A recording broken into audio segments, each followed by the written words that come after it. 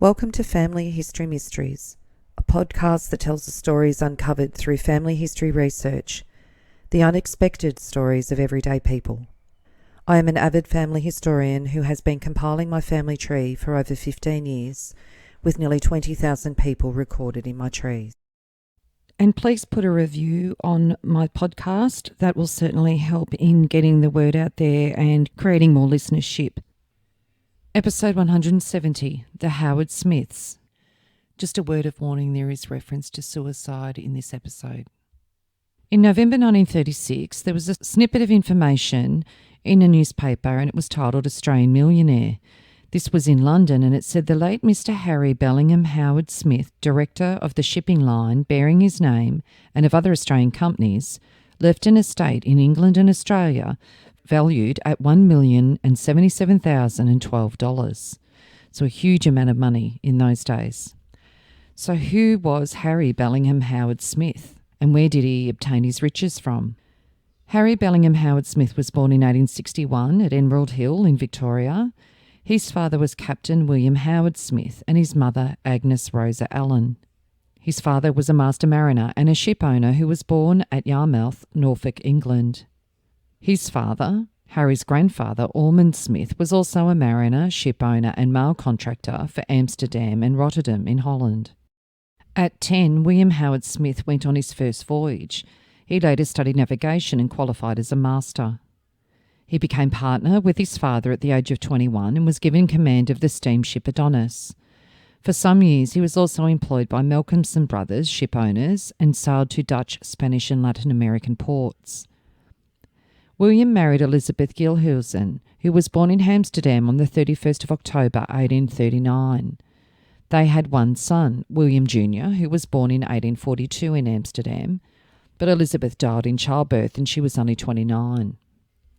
William then went on to marry Agnes Rosa Allen on the 18th of December 1845 in London when he was 32 and Agnes 25. On the 7th of July 1854, Captain William Howard-Smith with his family, consisting of his wife and 5 children, arrived in Melbourne from England. William was skipper of the steamer Express, in which he held a 50% share along with the ship's engineer, S.B. Skinner. On the 3rd of October 1854, the Express began operating the first regular passenger service in Australia from Melbourne to Geelong. Smith then sold his share in the business to Thomas Parker in 1861 and returned to England. While there, he bought the steamer Keith, a British Army water carrier, renamed it You Yangs, and from mid-1864 commanded it in competition with the powerful Australasian Steam Navigation Company between Melbourne, Sydney and Newcastle in the coal trade. The venture was successful and 2 years later he bought another steamship in England, the Dandenong. It was his last command and he remained ashore after 1870. Establishing himself in the Newcastle coal trade, William formed a partnership with L.J.L. Burke, who had a large coal business in Melbourne in the mid-1860s. He acquired the firm afterwards and it became one of Melbourne's largest and most efficient coal importers, constantly acquiring vessels because of the growing demand for passenger and general cargo services from Melbourne to all eastern coast ports. In 1875, William recommenced operating passenger services, and the services were extended to Townsville in 1883, Adelaide in 1885, and Fremantle in 1893. In the late 1870s, he had 3 of his sons in the partnership, and they took charge of the Melbourne, Sydney and Brisbane offices. The firm became a limited liability company in September 1883 as William Howard-Smith and Sons Limited, with a nominal capital of £1 million, paid up to £500,000. All the £10 shares issued were taken up by the family. William became managing director at Melbourne and his second son, Edmund, at Sydney. Howard-Smith retired from active management in 1884 and his sons, Walter and Arthur, succeeded him and he continued as chairman until 1887. William was a Justice of the Peace, a director of many commercial companies, a commissioner of the Melbourne Harbour Trust in 1884 and a member of the Marine Board of Victoria in the late 1880s. He was also a committee man of the Melbourne Sailors' Home in 1874 to 1880 and chairman in the next year, and a committee man of the Victorian Shipwreck Relief Society in 1877 to 1880. He died aged 76 on the 22nd of March 1890 in St Kilda. He was survived by his wife and 7 sons and 2 daughters of their 12 children. His estate was sworn in for probate at £137,153. The business was reorganised under the control of 4 sons: Edmund in Melbourne, Walter in Geelong, Harold in Sydney and Ormond in Brisbane, and Ormond later acquired extensive pastoral properties near Kilcoy in Queensland. William's great entrepreneurial ability had ensured the firm's prosperity into the 1890s. His wife Agnes died on the 14th of September 1902 in Victoria. In the Adelaide Advertiser in South Australia on the 1st of November 1904, it details the Howard-Smith estate. It doesn't seem to have gone as smoothly as what was outlined, as the heading is Brothers versus Sisters, Trouble About a Promissory Note. The hearing of the action in Melbourne, brought by the 2 daughters of the late William Howard-Smith, founder of the shipping firm Howard-Smith and Company, against his 6 sons to recover £55,000 said to be due on a promissory note. Rosa G. Innes Node, daughter of the testator, said that after reading of the will, her brother Walter said there was a very unjust paper the father had held over. The boys and Walter hoped it had been destroyed. He said if Frank and Harry had to pay it, it would put them in the gutter. He further told her that the witness and her sister Mrs. Heath had no claim over them, but there was likely to be trouble over the probate business, and he wanted them to sign a friendly paper. She suggested they should have a solicitor, but he said they did not want any solicitors poking their nose in their business. Walter Smith repeatedly impressed upon her that she and her sister had no chance of getting anything out of it, but that it might embarrass them in their probate application. The paper was subsequently brought to them by Lotherington, who had been her father's confidential clerk, and she said, "I signed this under protest." Mrs. Heath asked what she meant by that, and she replied, "I don't understand it." She had never seen a promissory note. Lotherington did not say anything to her at that interview when she signed the release. She trusted Lotherington implicitly. She became aware of the importance of the promissory note after her mother's death in 1902. Alice Heath, another of the plaintiffs, said that when she signed the documents, she believed absolutely what her brothers had said. She did not read over the documents. She remembered her father saying that he did not live on his drawings from the business, but on money paid him by her brothers, and that on his death he intended to leave it to her mother. 4 months after the hearing of the first component of the case was continued. And it stated that a settlement had been effected on terms approved by all the defendants except one. It had been agreed that the charges of fraud and misrepresentation against the defendants would be withdrawn, and while the defendants denied liability, they agreed to pay the plaintiffs on or before the 1st of March next £14,708, 10 shillings and 4 pence, which represented the shares of Mrs. Innes Node and Mrs. Heath, as beneficiaries in the estate of the late Mr. Howard-Smith, in the sum of £55,000, together with £1,961, 10 shillings and 2 pence, being the proportionate interest on the promissory note from 14th of September 1902 to this date. The same defendants are to pay a further sum of £1,720 for the dividends on shares in W. Howard-Smith and Sons bequeathed to the daughters before the 31st of December 1890, together with interest remaining due on cash legacies to the plaintiffs. It was further agreed that the 5 defendants named are to buy 19,205 half £1 shares, forming part of the estate of W. Howard-Smith, in the company of William Howard-Smith and Sons, which was left in trust under a deed of settlement dated on the 9th of March 1893. The purchase is to be made on certain terms and 5% interest payable on the balance due. And it was intimated that Mr. A. Bruce Smith did not consent to the terms of settlement. The Chief Justice said the terms of settlement seemed to be in the interest of the infants, and he approved of them accordingly.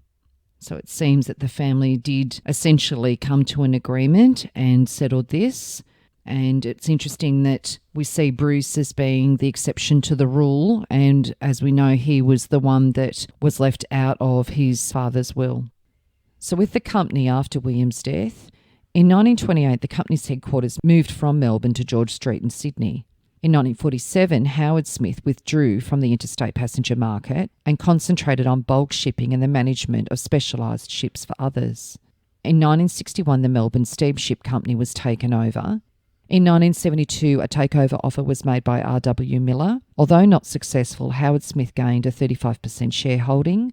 This attempted takeover and protracted takeover battle was associated with an important legal case and subsequent appeal to the Privy Council, Howard-Smith Limited versus Ampol Petroleum Limited. Howard-Smith's shareholding in R.W. Miller was increased to 67% in 1979 when it acquired Ampol's shareholding, and in February 1985 it took 100% ownership. In March 1989, Howard-Smith purchased the Dillman Navigation Company from Inchcape. Howard-Smith withdrew from the shipping business in 1996 with the sale of its remaining 2 vessels. So some of the interests that the Howard-Smith Company held: it was the largest operator of tugboats in Australia, operating both its own and also in partnership with others. It had operations also in Bougainville and Suva. In May 2001, the 90-vessel tugboat operation was sold to Adstein Marine. In 1918, Howard-Smith took a shareholding in Vickers Commonwealth Steel Products, in which May 1928 became Australian Iron and Steel, which was heavily involved in the Port Kembla Steelworks. It also owned Southern Portland Cement, which operated a cement plant at Berrima and a quarry at Marulan. In October 1935, Howard-Smith Company's iron and steel interests were sold to BHP. Howard-Smith and Company also owned Caledonian Collieries that controlled 5 collieries in South Maitland and the Cockle Creek Power Station. It also owned the Invincible Colliery at Cullenbullen. In 1960, Caledonian Collieries merged with J&A Brown and Aberman and Seam Collieries to form Coal and Allied, with Howard-Smith owning 48%. By 1989, this share was down to 6%, with this sold in 1991. Howard-Smith and Company was also involved in a travel centre that opened in Newcastle, and there were also branches in Sydney and in Cairns. In 1980, it became Howard-Smith and Patrick Travel, with further branches in Brisbane and Gladstone. In 1976, the Moreton Central Sugar Mill at Nambour was purchased, and in 1987, in partnership with Babinda Mill, Gundi Mill was purchased from CSR. In March 1988, Marulan and Moreton Mills were sold to Bundaberg Sugar. Its divisions began to be sold off in the 1990s, and the remainder of the company was taken over by Wesfarmers in August 2001. So I'm sure that you can now see why this family, after having a ferry business initially, became very rich as a result of the acquisitions that they made over time. And you would have noticed some very notable companies that came in and purchased components of their company. Captain William Howard-Smith's children. The firstborn from his first marriage was William Howard-Smith Jr. He was born in 1842 in Amsterdam. He married Emma Mary Thrussell in Victoria in 1865. They had 2 daughters, Mary and Emma, who was born in South Yarra in 1867, who died at 10 months old, and Catherine Howard-Smith, who was born in Melbourne in 1870. Catherine married Ormond Robert Thornthwaite on the 27th of March 1901 in London, when she was 30 and Ormond 27. And the article outlining their weddings says a notable wedding celebrated in London was that of Miss Catherine Howard-Smith, daughter of W. Howard-Smith of shipping name and fame, to her cousin, Mr. Ormond Thornthwaite. During their wedding tour, Mr. and Mrs. Thornthwaite were to visit Vienna as guests of Mademoiselle Frances Seville, who is singing at the Imperial Opera House and is an old friend of the bride's family. They were in fact second cousins. They had 3 children, 2 boys surviving infancy.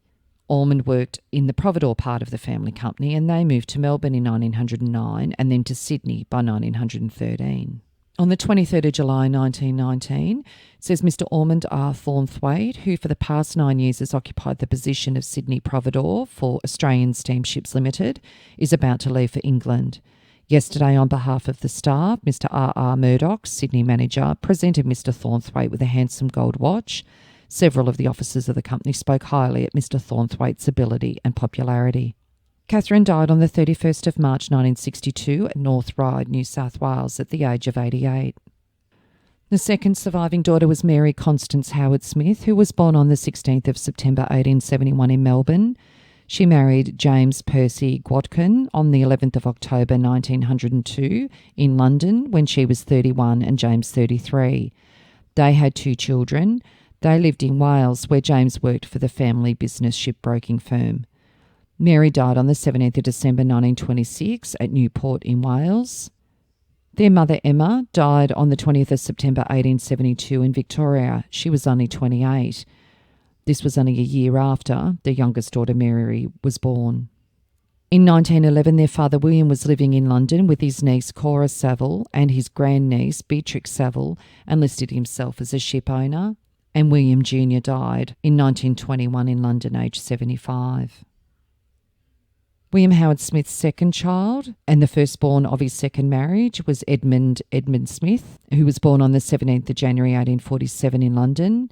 He married Jemima Doling in Heidelberg, Victoria in May 1892 when Edmund was 44 and Jemima 34.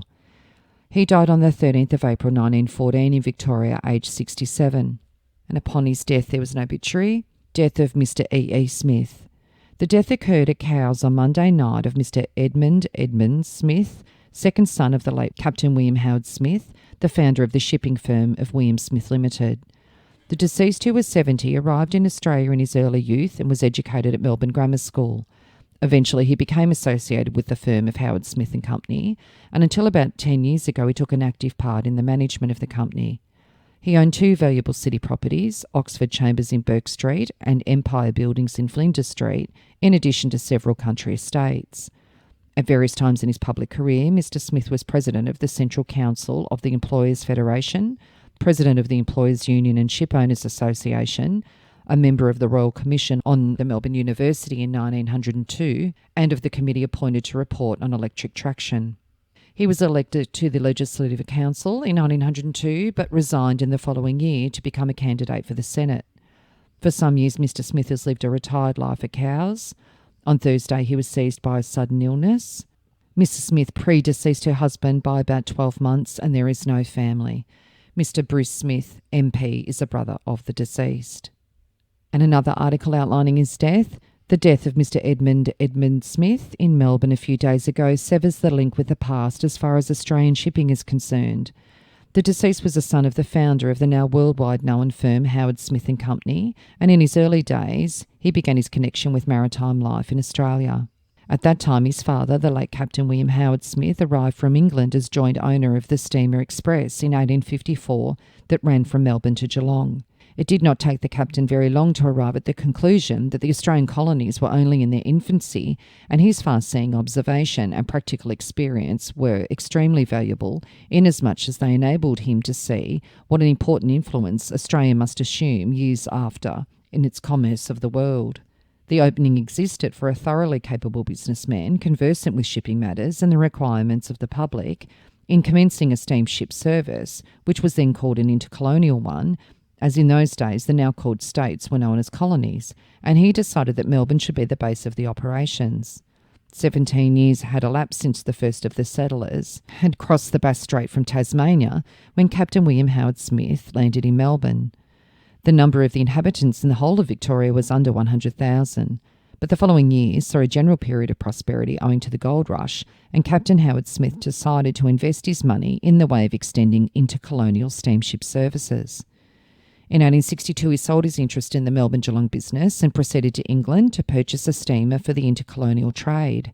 The result was that the pioneer steamer of the company, the Keefe, which had been specially built for the Imperial Government for services during the Crimean War, constructed in London, and after serving under the White Ensign, she was named by Captain Howard-Smith the Yuyangs. The steamer had a splendid passage to Hobson's Bay and entered on the passenger and cargo trade between Melbourne, Sydney and Newcastle. The success of the new venture was assured after the first trip, and she became a great favourite with passengers and shippers, and within a very short time proved altogether too small for the traffic.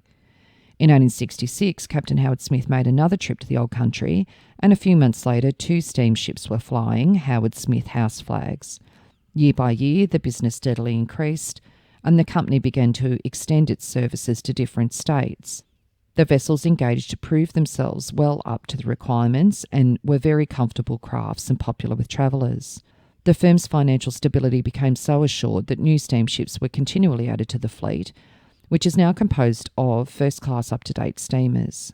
The late Mr. Smith, who had not been connected with the actual business for the last 10 years, and his death will be regretted by all who knew him. And the will of Edmund Smith?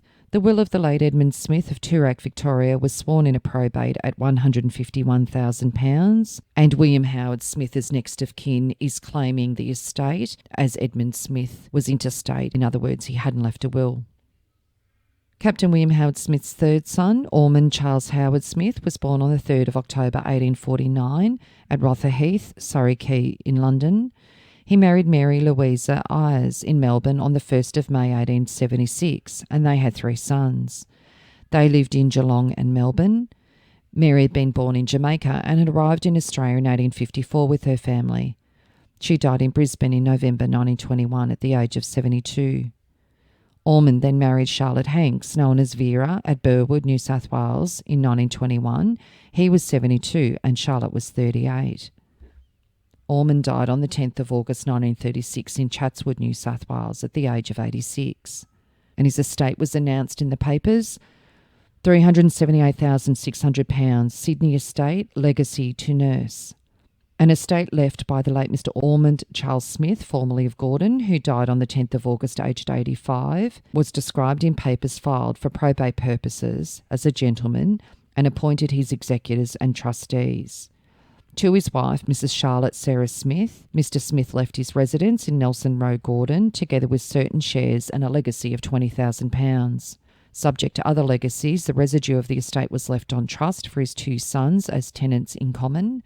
The late Mr. Smith bequeathed £5,000 to Dorothy Edith King, a nurse in the North Shore Hospital, provided that she nurse his wife if or so long as my wife requires her.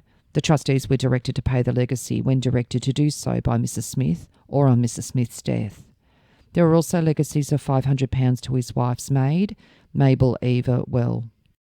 Ormond Smith's children. His firstborn was Ormond Howard-Smith Jr. He was born on the 28th of July 1874 in South Yarra, Victoria. He married Maud Isabel Jackson in Queensland in February 1905. They had 2 children, a son and a daughter. He was a farmer at Kilcoy in Queensland, and he died on the 16th of October 1920 in Paddington, New South Wales, aged only 46. It was listed in the wills and estates that Ormond Howard-Smith Grazier, late of Kilcoy, Queensland, left estate in Queensland, valued at £7,367, and personal property in Victoria amounting to £38,250 to his widow and children. Ormond's second son, Harry Howard-Smith, was born on the 25th of September 1878 in Prahran, Victoria. In 1903, he was a dairy farmer living at Villeneuve in Queensland, near where his brother Ormond farmed. He married Francisca Alexandra Little in Queensland in September 1911. They had a son, Keith, in 1915. He retired to Southport, Queensland, and then he passed away at Barden, Queensland on the 14th of January 1948 in Barden, Brisbane, aged 69. He left an estate worth £107,355. He was a member of the Howard-Smith shipping family, and his shares in Howard-Smith Limited are valued in Victoria for probate at £91,099 and shares in Broken Hill Proprietary Limited at £15,401. His assets in Queensland was £63,944, and he also held assets in other states. He left a half share of his estate to his son Keith, absolutely, and the income from the other half to the life of his widow, and after her death it will go to his son. The third child, Austin Howard-Smith, was born on the 13th of November 1880 in Prahran, Victoria.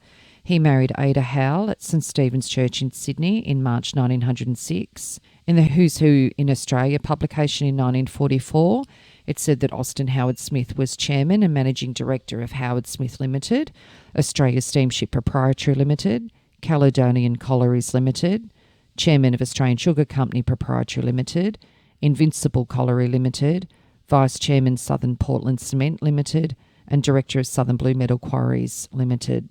So he was heavily involved in the business. On the 5th of April 1954, there was a dispute within the company. It says a dispute has arisen between Mr. Austin Howard-Smith, former chairman of Howard-Smith Limited, and 4 other members of the board, leading Sydney businessmen. They have circularised shareholders stating they intend to oppose a proposal for Mr. Howard-Smith to have his nephew elected to the board. So this would be Harry's son Keith. The Howard-Smith family holds 800,000 shares and controls 35% of the voting power in the company. The independent directors say they are determined to resist any attempt by the members of the Howard-Smith family to make the company a family benefit, wherein one of their number may occupy the position of chairman and or managing director without regard to experience and ability.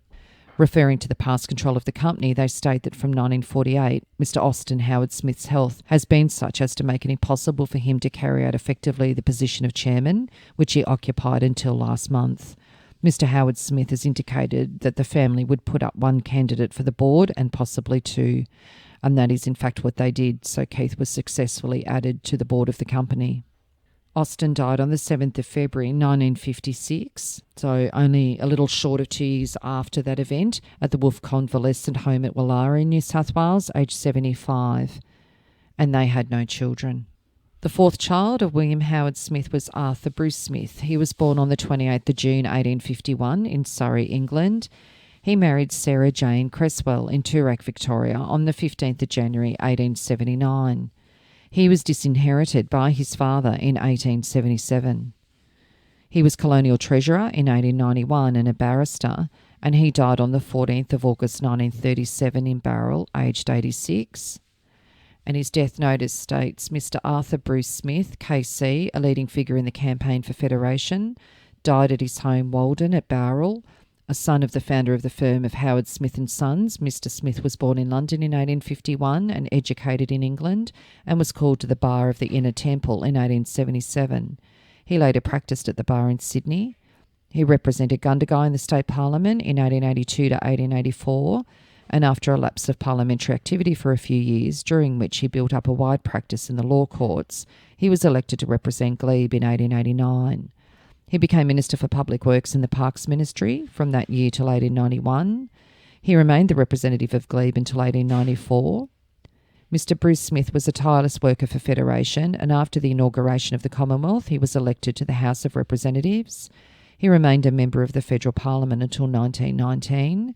He leaves a son, Mr. Verton Bruce Smith, and two daughters, Mrs. Arthur Bloomfield of Harden and Miss Barbara Smith, and a sister, Mrs. Innes Node of Collaroy. So I haven't been able to find out exactly what the situation was as to why he was disinherited by his father, but it seems that he went on and had a successful career in his own right. The fifth child was Walter Sidney Howard-Smith. He was born on the 26th of April 1853 at Rotherheath in London. He married Annabella Brown Rutherford in Victoria in 1878, and they lived in St Kilda. Annabella died in 1918, and then Walter married Nineveh Ella Jane Bryan in Sydney on the 15th of February 1919.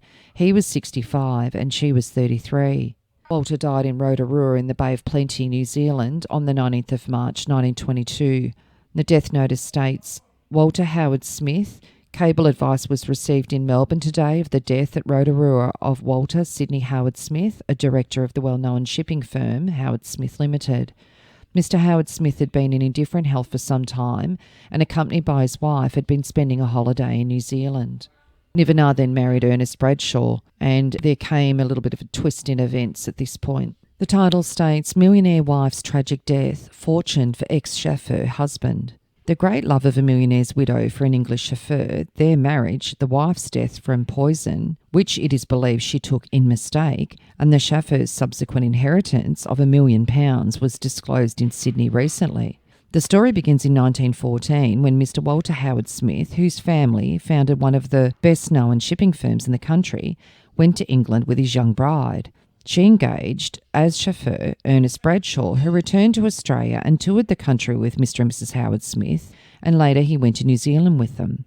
It was while travelling in New Zealand in 1922 that Mr. Howard-Smith died and left his widow his great fortune. There was a romantic affection that sprang up between the widow and the chauffeur, and they married quietly in Sydney in 1923. As proof of her devotion, Mrs. Bradshaw settled £20,000 on her husband. The marriage was regarded bitterly by the Smith family, and the newly married couple went to England for their honeymoon. A daughter was born in 1924, and they returned to Australia, but the Smith family would still not agree to a reconciliation. Mr. and Mrs. Bradshaw, it is known, lived happily. A few days ago, tragedy overwhelmed the household when Mrs. Bradshaw died from poisoning. Her mother collapsed and died an hour later. Mr. Bradshaw, who is 36 years old, now inherits the Howard-Smith fortune and a senior partnership in the famous shipping firm. Another article, woman dies from poison, mother's death follows. With distressing suddenness, the deaths occurred yesterday of a married woman and her mother at their home in Alfred Square, the Esplanade, St Kilda.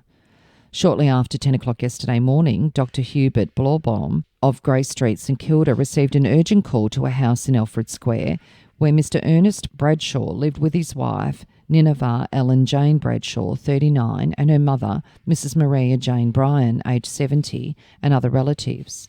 When Dr Blaubaum arrived, he was told that Mrs Bradshaw had been in ill health for some time and had been found in a room in the house in a state of collapse minutes earlier and apparently suffering great pain. Dr Blaubaum found that the woman was suffering from the effects of poison. Later, a bottle containing a poisonous liquid was found in the room. Mrs Bradshaw did not respond to the treatment of the doctor and died shortly after his arrival. 6 hours later, Dr Blaubaum was summoned to attend Mrs Bryan, who, on hearing the news of her daughter's death, had collapsed. The doctor found that Mrs Bryan was dead. Constable Sloane of St Kilda Police Station is making inquiries into the circumstances surrounding the deaths of both women. A following article outlines the inquest that was held by the coroner, Mr Berryman, at the morgue into the death of Nineveh Jane Bradshaw, 39, married, who died on the 12th of March. Ernest Bradshaw of Alfred Square, St Kilda, said, Nineveh Bradshaw was my wife. About 8:30 in the morning on the 12th of March, I found her lying unconscious on a couch in a room in our home. I immediately summoned a doctor. My mother-in-law, who has since died, found and handed to me a bottle that contained poison. My wife died about 10 o'clock the same morning. She'd been depressed for some months and complained of pains in her head. She once told me that life was not worth living. Mr Berryman found that Mrs Bradshaw died from the effects of poisoning self-administered. He added that there was some evidence of mental unsoundness. And in the Perth Guardian on the 16th of December 1949, double suicide. Life for some people is a sad and sorry mix-up. For ex-chauffeur Ernest Bradshaw, 67, who married the widow of his employer, shipping magnate Walter Howard-Smith in 1923, it proved a strange mixture of triumph and sorrow. Ernest Bradshaw's life closed on a tragic note. He gassed himself in his Toorak mansion. His wife likewise ended her life. She poisoned herself in 1925. The outcome of two lives wantonly cut short is that Anthony Pollitt, 20, of Derbyshire, England, inherits £150,000 from his uncle, Ernest Bradshaw. To celebrate his legacy, he bought a saloon car. Young Pollitt, an only child who lives with his widowed mother in a large house in Derbyshire, was not short of money even before the legacy. Until 4 weeks ago, young Pollitt was getting a handsome sum each day as a gunner while doing his national service training. His family, however, was not short of money as his father died in 1945 and was managing director of a brewery. From reports, Ernest Bradshaw left a total of £250,000, his only relatives residing in England. Bradshaw first saw the light of day in smoke-coated, grimy Manchester in 1882. Thousands of miles away, the woman who was to be his wife, Nineveh Bryan, was born in 1886 in the New South Wales town of Blacktown. From all accounts, Nineveh Bryan was vivacious and pretty. It was not clear how she met her first husband, Walter Howard-Smith, but nevertheless, her marriage set the society of those days agog. With her husband, she toured the world enjoying his fortune. Then came Bradshaw as family chauffeur, and when Howard-Smith died a little later, Nineveh was a rich widow. In 1923, society circles, still recovering their first shock of this young lady snatching one of the most eligible bachelors in the country, swooned when they heard that she was to wed her chauffeur. For a short time, Mr. and Mrs. Bradshaw, who'd set up house in Alfred Square, St Kilda, were happy. A year after the marriage, Nineveh gave birth to a daughter, Mary, but 7 months later came tragedy. On the morning of the 12th of March 1925, Bradshaw found his wife unconscious on the couch in the lounge. A bottle of Lysol and a glass were nearby. 2 hours later, in extreme agony, Mrs. Bradshaw died in the arms of a police constable while 2 doctors were trying to save her life. Overcome with grief, Nineveh's mother, Mrs. Marie Bryan, collapsed and died. At the inquest, calm and resplendent, Bradshaw told the court of his wife's headaches, depression, talk about life not worth living, and hallucinations. The coroner recorded a finding of suicide by poisoning with some evidence of mental unsoundness. After his wife's death, Bradshaw lived quietly, doting on his daughter. showering her with everything a child could possibly want. But the hand of tragedy again hovered overhead, and 10 years after the death of Mrs. Bradshaw, the daughter died during an operation for appendicitis. Stricken with sorrow and grief, Bradshaw lived the life of a recluse for the next few years. He bought a house in Glen Road, Toorak, surrounding himself with rare antiques and opulence. Now this house, excluding its treasures of Chinese carved furniture and Eastern tapestries, has been sold at auction for £9,000. At the inquest, it was found that Bradshaw died through willful inhalation of carbon monoxide. The reason for the deaths of Bradshaw and his wife are a mystery and now unfathomable. Anthony Pollitt saw his uncle only once in 1933 when Bradshaw visited England. We were expecting another visit from him just before the war, but he was too ill to travel. Pollitt's father, who died in 1945, was a managing director of a Manchester brewery, as well as a solicitor and magistrate. Young Pollitt will resume his training as an engineer, which was interrupted by military call-up. He said he might have to visit Australia later to deal with his uncle's investments. The difference in currency values meant that he would lose £34,000 of the legacy if it was converted to sterling. Pollitt's mother was Bradshaw's sister, and she also inherits a share of the fortune. The other major beneficiary under Bradshaw's will is his niece, Mrs. John S. Barton of Cheshire, who inherits £75,000. The wife of a Manchester company director, she has 2 young children, and Bradshaw was her mother's brother. Mrs. Barton's mother, who is now dead, went to Australia and acted as his housekeeper after his only daughter, aged 10, died in 1934. Mrs. H. Bradshaw, who is to receive £5,000, is the widow of Bradshaw's only brother. The 6th child was Francis Ellis Smith, known as Frank, who was born in 1858 in Emerald Hill, Victoria, and he died on the 29th of September 1912 at the age of 54, and he did not marry. His death notice states, "The death occurred suddenly last evening in a private hospital of Mr. Frank Ellis Howard-Smith, 6th son of the late William Howard-Smith, founder of the shipping company that bears his name. The deceased had been in indifferent health for some weeks, but his death came as a great shock to his relatives." And 2 months later, inherits income from £24,000. Mr. Bruce Smith, MP, has inherited the income from £24,000 bequeathed by the will of his brother, the late Frank Ellis Howard-Smith of Melbourne, who died on September the 29th. The testator left personal estate valued at £28,844. By his will, made on the 25th of July 1911, he bequeathed £1,500 to his brother Harry Bellingham Howard-Smith, together with all of his jewellery and other articles. To his niece, Emily Grand of Sydenham, England, he left £1,000. To his niece, Catherine Howard Thornthwaite of Mossman, Sydney, £1,000. And to his niece, Constance Watkins of Newport, Monmouthshire, Wales, £1,000. The income from the residue of the estate is to be paid to his brother, Arthur Bruce Smith of Sydney, barrister at law, for life, and afterwards to his brother's widow and children. I'm wondering whether Frank bestowed most of his will to his brother due to him being disinherited by their father. The 7th child was Harry Bellingham Howard-Smith, who was born in 1861 in Australia. This is the man that caught my attention with the small article that I outlined at the beginning of the episode. He married Violet Victoria Lawrence on the 28th of November 1905 in Victoria, when he was 44 and Violet 26. They lived in Sorrento in 1919 and in South Yarra in 1929. In March 1934, his wife Violet died after a sudden illness at her home Ardoyne in Orring Road, Toorak, Victoria. Mrs. Howard-Smith was known among her intimate friends for her unobtrusive charity and was held in high esteem. Harry died on the 9th of November 1935 at the age of 74.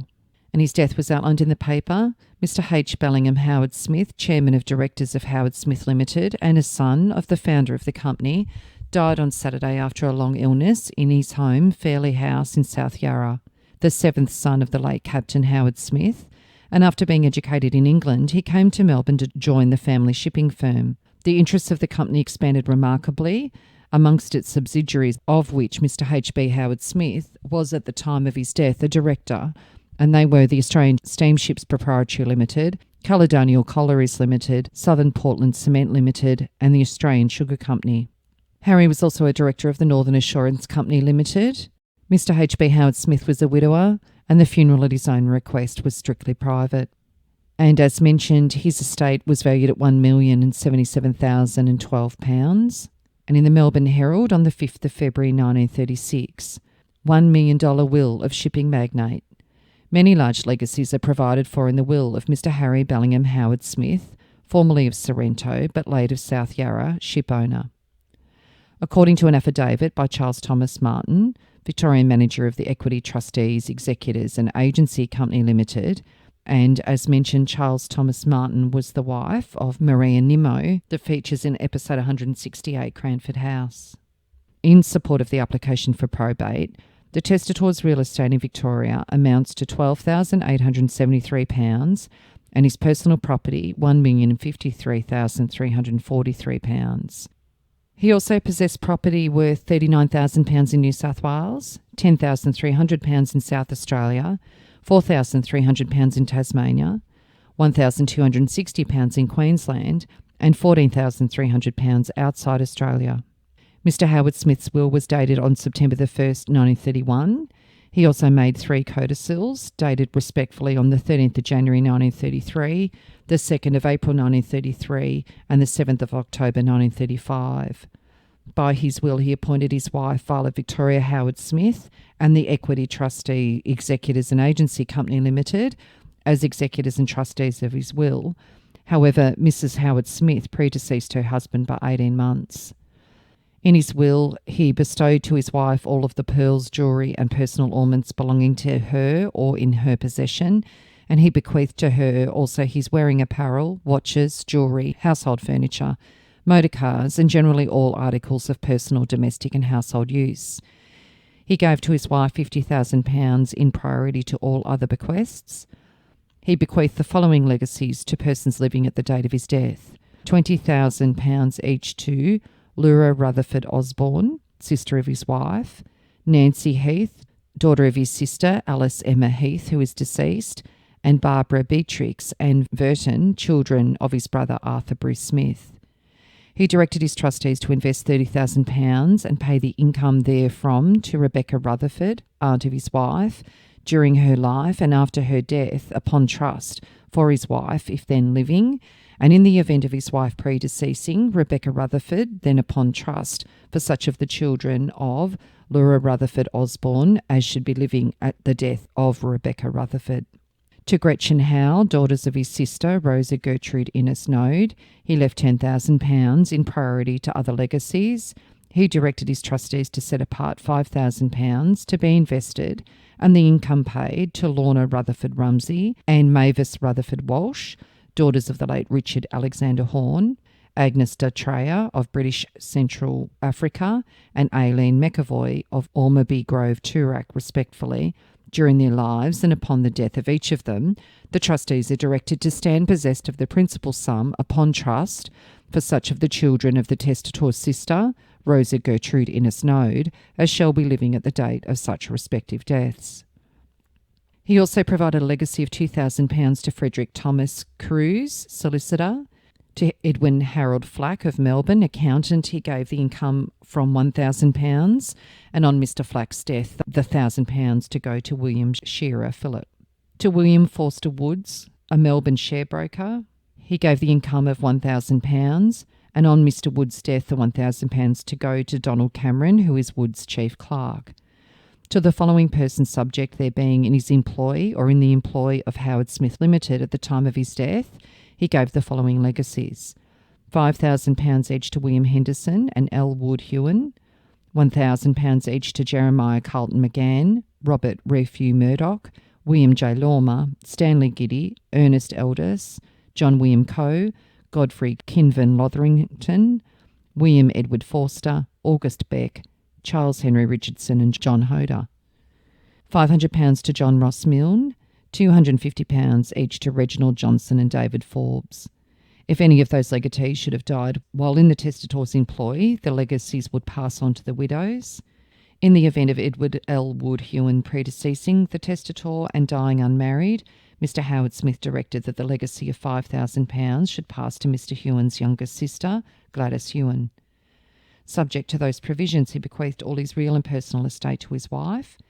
if his wife should predecease him, as she did, he directed that the money should accrue by way of addition to respective legacies bequeathed to Laura Osborne, Nancy Heath, Barbara Beatrix and Verton Smith, Rebecca Rutherford and Gretchen Howell, on the same proportions as their respective original legacies. He declared that he had refrained from making any bequests to his nephews, Austin Howard-Smith and Harry Howard-Smith, sons of his brother Ormond Howard-Smith, solely because he was of the opinion that they were and would be provided for amply by their father and would be more than independent of any benefit that he could confer on them. He directed that his trustees should cause a doctor to make tests in order to determine, indisputably, that his life was really and not apparently extinct, and to prove conclusively that he should not be buried in a trance.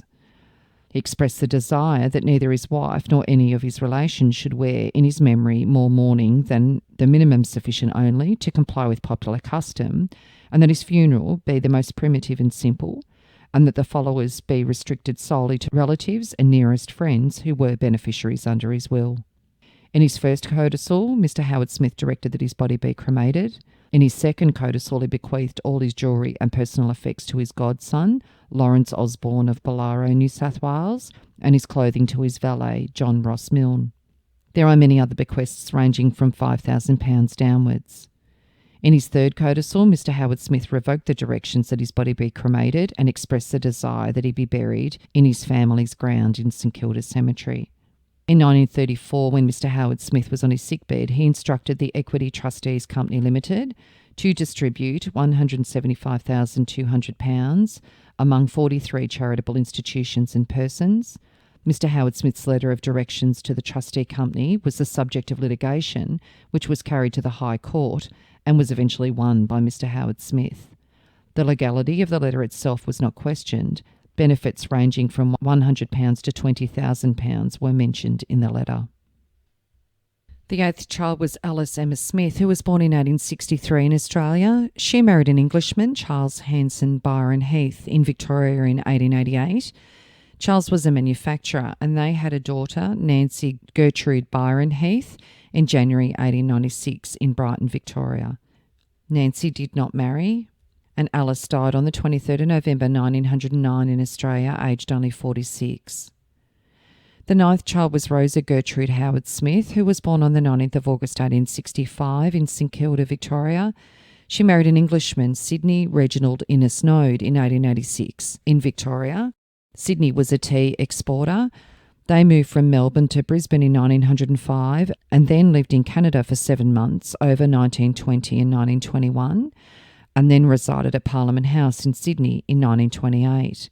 Sydney was knighted in 1929. He was born in Highgate, London, and he was the son of a shipowner, Frederick Innes Node of London, and his mother was Welsh. He was educated at Highgate College and Braintree College in England and came to Melbourne in 1883. He began his business career with William James and Henry Thompson, tea merchants based in London, in 1878. He was a buyer for Joseph Webster and Company in Melbourne in 1883. He was the managing buyer for Lang and Thoneman in Melbourne in 1886. And then he founded his own business, Innes Node, Price and Griffiths, in 1891. He sold his interest in that business and went to Brisbane in 1897. He was a member of the Influenza Administrative Committee, the Select Committee on Health, the Select Committee on Agriculture, and he was nominated to the Upper House in 1917. They had 5 daughters, and Rosa died on the 1st of July 1944 in Sydney at the age of 78. So I hope you enjoyed the story of Captain William Howard-Smith and the success that he had in Australia and the success that his children had as well in their lives. If you are interested in sharing your story on my podcast, Family History Mysteries, please go to my Facebook page and send me a message. If you would like some assistance in filling in the gaps in your family tree to see what mysteries you solve, please get in touch. And don't forget, you can have early access to episodes by subscribing, and you'll also gain access to bonus episodes.